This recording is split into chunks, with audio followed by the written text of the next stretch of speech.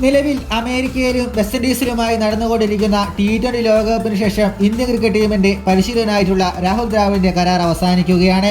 ഇന്ത്യയുടെ പരിശീലക സ്ഥാനത്ത് തുടരില്ലെന്ന് ദ്രാവിഡ് തീരുമാനമെടുത്തതിനാൽ ടീമിന് പുതിയ പരിശീലകൻ എത്തുമെന്ന് മാസങ്ങൾക്ക് മുൻപ് തന്നെ ഉറപ്പായിരുന്നു. മുൻ ഇന്ത്യൻ താരവും IPL KKRന്റെ മെന്ററുമായ ഗൗതം ഗംഭീറിന്റെ പേരായിരുന്നു തുടക്കം മുതൽ ഇന്ത്യയുടെ പുതിയ പരിശീലക സ്ഥാനത്തേക്ക് ഉയർന്നു കേട്ടത്. ഇപ്പോഴിതാ ആ വാർത്ത സത്യമാകാൻ പോവുകയാണ്. ഗംഭീറിനെ ഇന്ത്യയുടെ അടുത്ത പരിശീലകനായി BCCI തീരുമാനിച്ചു കഴിഞ്ഞെന്നും ഈ മാസം അവസാനം ഔദ്യോഗിക പ്രഖ്യാപനം ഉണ്ടാകുമെന്നും റിപ്പോർട്ടുകൾ വന്നിരിക്കുന്നു.